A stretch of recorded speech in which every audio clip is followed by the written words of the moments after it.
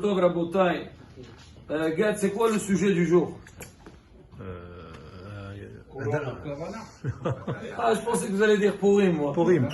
Ah, bon, Corona. Bon, Rabotai, c'est vrai, c'est le sujet du jour et les gens aujourd'hui, tout le monde est dans une panique. Tout le monde pose la question. Et les gens, ils vont aussi voir aujourd'hui, pas seulement ils vont voir la médecine, ils demandent aussi à des rabbinim, qu'est-ce que vous pensez? Rabotai, aujourd'hui, des choses pareilles, c'est pas du tout évident de s'exprimer ou donner son avis. La seule chose que l'homme, il doit se dire dans sa tête, c'est que Akol Bede Shamayim, Cher Kadosh Baruch Hu, c'est lui qui est en train de faire tout ça. Maintenant, d'accord, Hachem il fait ça, mais nous, on a besoin de nous rechercher un petit peu, réfléchir, savoir pourquoi il y a ça et est-ce qu'il y a une solution à tout ça. Moi, personnellement, avec tout ce que j'ai appris et tout ce que, Baruch Hashem, j'apprends comme tout le monde, il y a une chose, pour moi, c'est une lumière pour tout le monde, c'est le Anyan Ma'aseh Avot Siman Abanim. Aujourd'hui, ici, on a quelque chose qui se passe dans le monde, il faut voir un petit peu l'histoire. Parce que l'histoire, c'est une longue histoire, une grande histoire, dans laquelle il y a eu de tout, il y a eu des hauts et des bas. Et à travers ça, on peut voir un petit peu s'il y a eu des problèmes dans l'histoire. Alors c'était quoi la cause du problème et c'est quoi la solution des problèmes? Et il y a eu aussi des beaux événements. Alors c'est quoi qui a fait qu'il y a eu ces beaux événements et que ça a pu continuer? Nous, le clan d'Israël, donc on a une histoire qui est très riche et on a vu des très belles victoires, des très belles choses, mais malheureusement, on avait aussi beaucoup de problèmes. Voilà, on va voir, la semaine prochaine, il y a la fête de Purim, donc c'est une fête de joie. C'est une fête, on dit Meshin Ikhlas Adar, Marbim Besimha. Il y a beaucoup de simha. Pourquoi on fait la simha? Parce que justement, on dit que le mazal de Am Israël, il est haut. Et comment on a vu il est haut? Parce qu'il y a eu des problèmes et ils ont été résolus. Il y a le problème, donc, à Shushan, il y a une Gzera à Manarasha. La Gemara, elle a posé la question. Elle a dit pourquoi il y a eu ça? Pourquoi il y a cette Gzera? Alors, parmi les réponses, on a dit parce que Neheno, parce qu'ils ont profité de la Sirouda de Ahashverosh Aracha. Il a fait un grand festin, mais c'était un festin que Dieu nous préserve. Il y avait de tout. Il y avait l'harayot, il y avait dedans de la nourriture qui n'était pas cachère. Ça aussi aujourd'hui, beaucoup parlent. Ils disent, c'est quoi l'origine des problèmes d'aujourd'hui? On parle beaucoup. On a mangé Ever Benahai, Shchassim Urmasim. Il y a énormément de choses. Mais Rabotai, tout ça doit nous réveiller. Et comment on doit agir?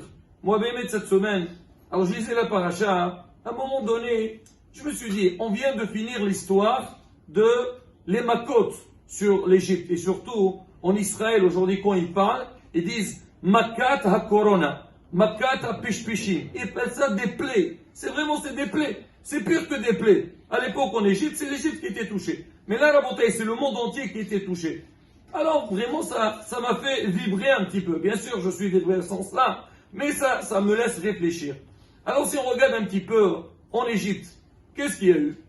Akadosh Baruch Hu, il a envoyé Moshe Rabbeinu. Il lui dit, tu sais, ça y est, Béni Israël doit sortir maintenant, va parler avec Paro. Il dit, Moshe va chez Paro, il dit Paro, écoute, maintenant c'est le moment de libérer le peuple d'Israël. Qu'est-ce qu'il a fait Paro? Il a écouté ou pas? Il n'a pas écouté, paf, il lui a donné. Il n'a pas écouté, encore.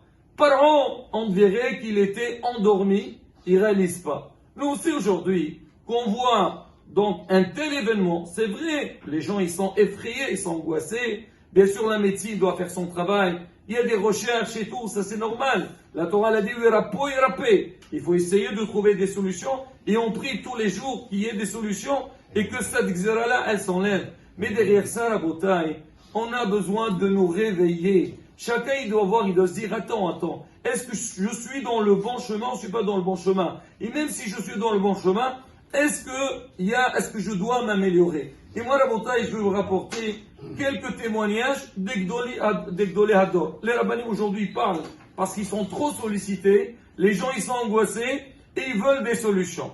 Alors, parmi les choses que tout le monde a parlé, faire très attention sur le Rignan, on a dit manger kasher. J'ai écouté un rave ce matin, le Rav Moussafi, il a dit shulhan. Il dit le mot shulhan, c'est quoi la table? Il y a le mot shaliyah.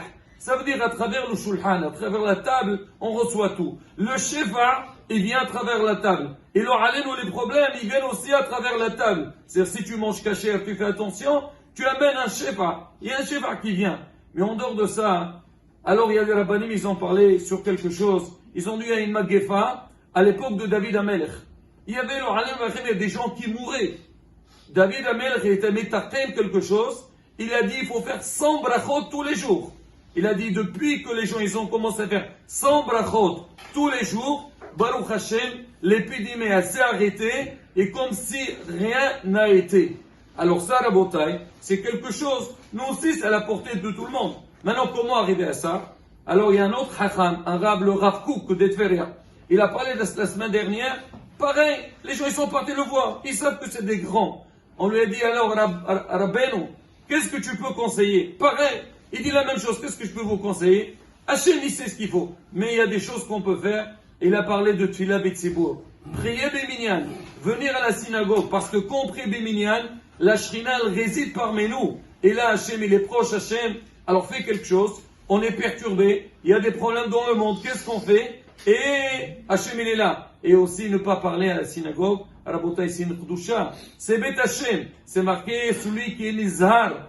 De ne pas parler à la synagogue. De respecter les lieux, Rabotai, c'est une très grande protection. Et je finis avec un point, Rabotai, qui concerne, surtout il concerne aussi les hommes, mais les femmes, le lien de la Tsniaout. Aujourd'hui, il y a un abus sur ce domaine-là, et que ça devient quelque chose de très banal. Ça devient banal, parce qu'on voit autour de nous, même des fois on voit des petites filles, elles, on les voit, mais pour elles c'est quelque chose de très banal. Pourquoi? Parce qu'elles voient ce qui se passe chez les grands. Et en plus aujourd'hui, alors la Tsniaout, avant, toi tu veux voir des choses qui sont pas manque de pudeur, il y a des endroits où les gens, là-bas, ils se lâchent, ils font ce qu'ils veulent. Aujourd'hui, chacun, déjà sur son portable, tu vois une photo de soi-même, s'exposer vers l'extérieur, qu'est-ce que tu montres?